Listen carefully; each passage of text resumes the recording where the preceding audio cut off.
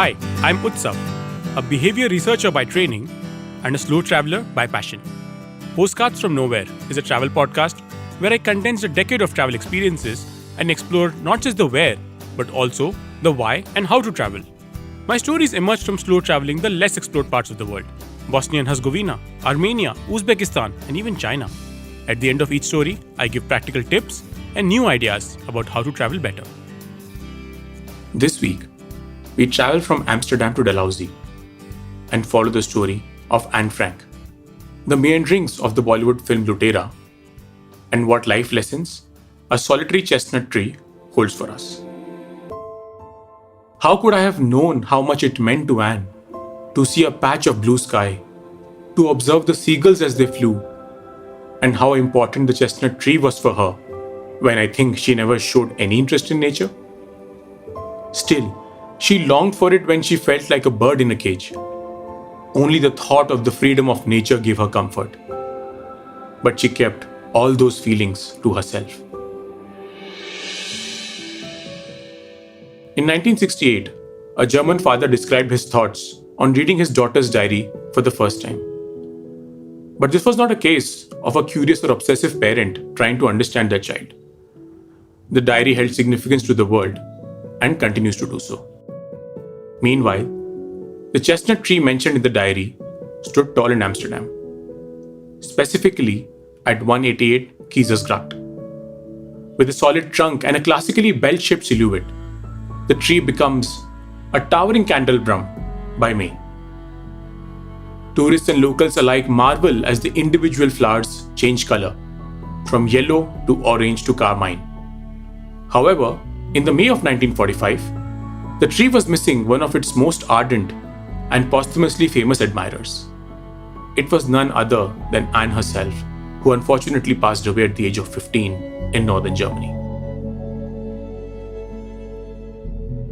She passed away sometime in February or March of 1945. But why do we not know when exactly she passed away? Because Anne died in the most dehumanizing conditions. She was living in the Bergen-Belsen Nazi concentration camp. In early 1945, a typhus epidemic spread through the camp, killing 17,000 prisoners. Her diary was inherited by her father, Otto Frank, who translated, edited, and published it. It chronicled her experience of hiding in the attic of a home in Amsterdam for over 2 years. It went on to become one of the best-known books in the world, The Diary of a Young Girl by Anne Frank. Consider this passage, dated February 23, 1944. I look up at the blue sky, the bare chestnut tree, on whose branches the little raindrops shine, and at the seagulls and other birds gliding on the wind and looking like silver.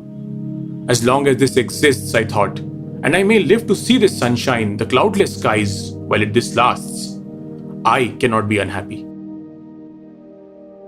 In 2013, a period romantic drama by the name of Lootera was released in India. Directed by Vikramaditya Motwane, the film is set in the 1950s against the backdrop of the Zamindari Abolition Act by the newly independent India. It tells the story of a young conman posing as an archaeologist and the daughter of a Bengali zamindar. The film was not a commercial success, but received critical acclaim. It was loosely based on the short story The Last Leaf by O. Henry, which is something I first encountered in my CBSE textbook in school. The film follows the story of Pakhi, played by Sonakshi Sinha, and Varun, played by Ranveer Singh. After a delicate romance and a wedding on the cards, Varun deserts Pakhi the night before the wedding. He turns out to be a conman who decamps with the jewels and the rich artifacts owned by Pakhi's family. Distraught by his actions, she moves to Dalhousie. Years later, Varun is out for another con and ends up staying at the lodge in Dalhousie. Their paths cross again. Pakhi and her maid try to turn him over to the police, but he threatens them. Pakhi gives in, but she is nevertheless enraged and repels Varun's comforting advances and explanation. In a letter, she explains to him that she is dying of tuberculosis and will die the day the last leaf falls from the wilting tree outside the window. In the climax scene, shot beautifully with a haunting score in the background, it is revealed that Varun used to tie a painted leaf every single day. just to give Paki hope. The scene is accompanied by the lyrical song Zinda, whose lines go,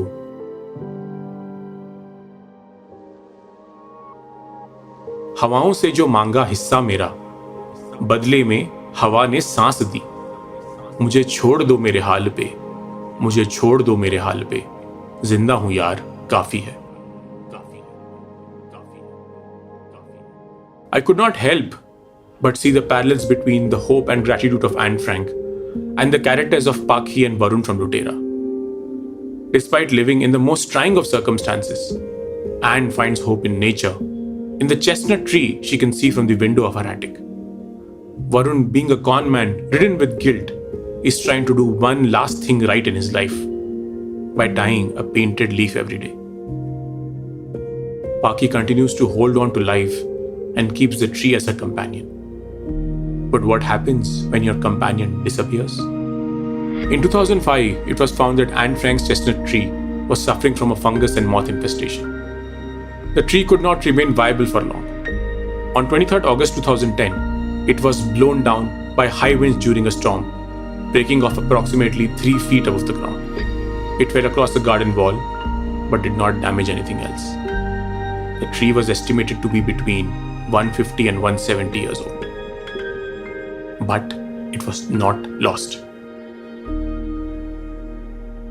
On May 18, 2016, students in Islington, North London, gathered to attend a tree planting ceremony. A slim but healthy horse chestnut sapling was bedded into the earth at Highbury Fields. It had a small plaque explaining that the tree had been planted in the hope that the young people of Islington will live in a society of mutual understanding and respect for diversity. The guest of honor was Dr Eva Schloss, an 87-year-old Auschwitz survivor who saw the horse chestnut as a symbol of hope. But this was no ordinary sapling that was planted. It grew from one of the last chestnuts culled from Anne Frank's tree in Amsterdam. By 2013, chestnuts from the tree had been planted and saplings were sent across the world. One sapling was planted in Liberty Park in New York City, honoring victims of September 11 attacks. Another of the tree's sapling grows in the front of the Holocaust Education Center in Fukuyama, Japan. Horse chestnuts usually do not live up to even 150 years, but the one which Anne Frank saw lived beyond that. We could always debate whether Varun from Lootera had redeemed himself. Meanwhile, Anne Frank, her writings and her chestnut tree will continue to live on.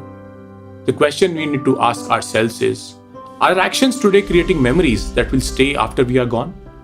Can we look back at our life and say that we have lived it well? Despite having lived for a mere 15 years, Anne will be remembered. So maybe we should pay heed to the song Zinda, in which, finally relieved of the burden of guilt, Varun says, कब्र पर sir उठा के खड़ी हो जिंदगी, कब्र पर sir उठा के खड़ी हो जिंदगी, ऐसे मरना है मुझे.